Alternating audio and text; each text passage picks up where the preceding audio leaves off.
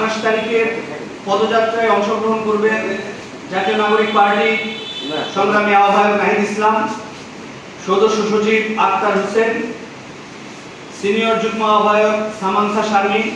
সোমবার জামালপুর শহরে অনুষ্ঠিত হতে যাচ্ছে পদযাত্রার একটি গুরুত্বপূর্ণ অধ্যায়।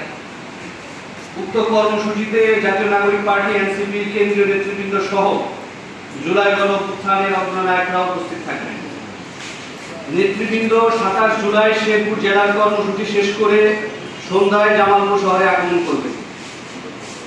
অর্থাৎ জামালপুর শহরে আমাদের কেন্দ্রীয় নেতৃবৃন্দ রাত্রি যাপন করবেন।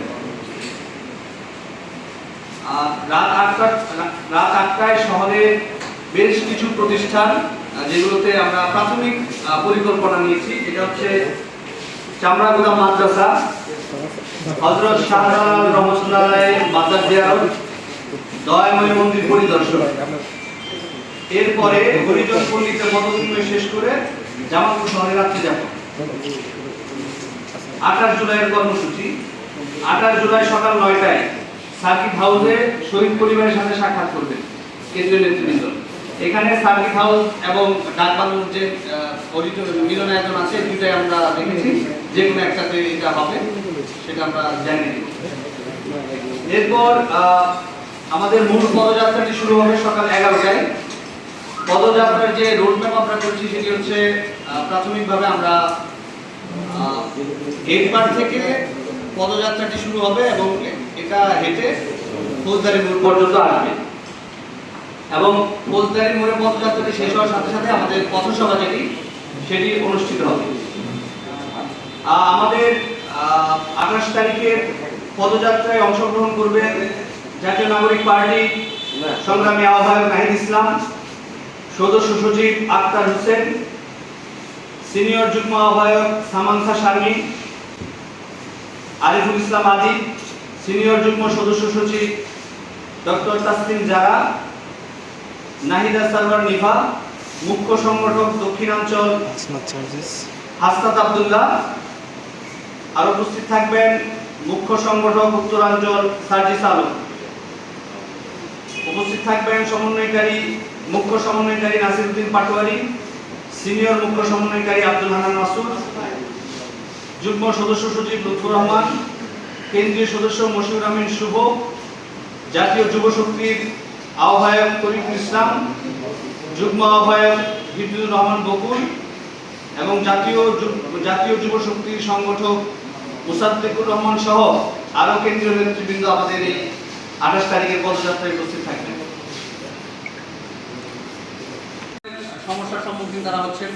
জাতীয় নাগরিক পার্টি এদেশের সকল নাগরিকের অধিকারের জন্য আসলে রাজনীতিটা করবে। আমরা মনে করি এদেশের একদম সমাজের মালিক থেকে নিয়ে সমাজের সর্বস্তরের মানুষ সবাই এদেশের নাগরিক।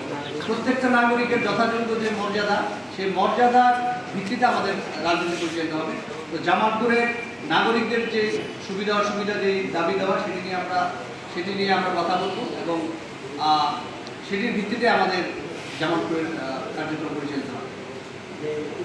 উপজেলার সর্বস্তরের জুলাই অভ্যুত্থানের চেতনা ধারণকারী, জুলাই অভ্যুত্থানকে ধারণকারী সর্বস্তরের মানুষ অংশগ্রহণ করবেন। আপনাদেরকে উক্ত সংবাদ সম্মেলনে উপস্থিত থেকে, উক্ত আয়োজনে উপস্থিত থেকে আমাদের এই জাতীয় প্রয়াসকে আরো গতিশীল করতে সহায়তা করার জন্য আন্তরিকভাবে অনুরোধ জানাচ্ছি। ধন্যবাদ। লুৎফুর রহমান, কেন্দ্রীয় যুগ্ম সদস্য সচিব, জাতীয়। আমাদের মূল স্থান নির্ধারণ করেছি ফৌজদারি মোড়। ফৌজদারি মোড়ে আমাদের একটি স্টেজ থাকবে এবং সেখানে আমাদের পথসভাটি অনুষ্ঠিত হবে। জি, আমাদের 28 তারিখ প্রোগ্রাম একটাই থাকবে, মানে সকাল থেকে পদযাত্রা করার আর প্রোগ্রাম থাকবে না পথসভা শেষ করে, পথসভা পর্যন্ত। জাস্ট সকালে আমাদের একটি প্রোগ্রাম রয়েছে, সেটি হচ্ছে শহীদ পরিবারের সাথে সাক্ষাৎ। সেটি আমরা ডাকবাংলো অথবা সার্কিট হাউসের নেতৃত্বে করব সুবিধাজনক। জামালপুরের প্রোগ্রাম আমরা 2টার মধ্যে শেষ করব। শেষ করে বিকাল 5টা থেকে ময়মনসিংহ শহরে আমাদের পদযাত্রা অনুষ্ঠিত হবে। আর আপনাদের সহযোগিতা ছিল। এরপরেও বৈষম্য বিরোধী নানান কার্যক্রমে আপনারা সমর্থন দিয়েছেন, সহযোগিতা করেছেন। এখন যেটি হয়েছে, দল আমাদের সমন্বয় কমিটিতে হয়েছে অল্প দিন, যার ফলে আমাদের যে উইংগুলো, যে মিডিয়া নিয়ে কারা কাজ করবে বা আমাদের প্রচার নিয়ে কারা কাজ করবে, তো এই উইংগুলি এখন আমরা গঠন করতে পারিনি, যার ফলে এই সমন্বয়হীনতা। আমরা আশা করব আমাদের এই পদযাত্রাটি হয়ে গেলে আমরা আমাদের সমন্বয় কমিটির এই দায়িত্বগুলো বন্টন করব এবং ইতিমধ্যে একটি হোয়াটসঅ্যাপ গ্রুপ রয়েছে। আপনারা যেহেতু সাংবাদিকতার সাথে আছেন, বেশি সবাই হোয়াটসঅ্যাপের সাথে তো আমরা ওই গ্রুপটিকে সচেতন করব। আমরা আশা করব যে আমরা যখন কিছু দিব আপনারা একটু রেসপন্স করবেন, তাহলে গ্রুপগুলো আপনারা দেখতেছেন একটু লাইক দিয়ে। তো এই আর কি পরস্পর সহযোগিতার মাধ্যমে আমরা আসলে আপনাদের সহযোগিতার মাধ্যমে আমরা আমাদের রাজনৈতিক কর্মকাণ্ড জামালপুরে পরিচালনা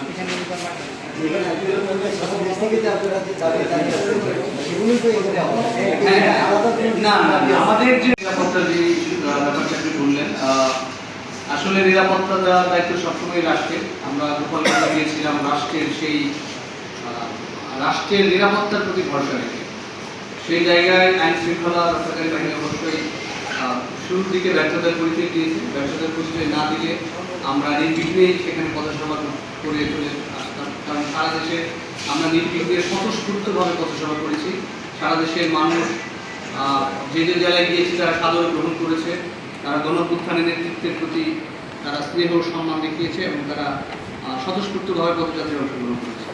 তো গোপালগঞ্জ বাংলাদেশের একটি জেলা, আমরা সেই ধারাবাহিকতায় গোপালগঞ্জে আমাদের পূর্ব ঘোষিত প্রোগ্রামে গিয়েছিলাম, কিন্তু সেখানে অনেক কিছু ঘটনা ঘটেছে, যেটা ব্যর্থতা তো অবশ্যই আইন শৃঙ্খলা রক্ষাকারী বাহিনী রয়েছে, কারণ আমরা তো তাদেরকে যথাযথ যে প্রক্রিয়া যেভাবে জানানো দরকার, রাষ্ট্রের একজন নাগরিক, রাষ্ট্রের একটি রাজনৈতিক দল হিসাবে আমরা জানিয়েছি।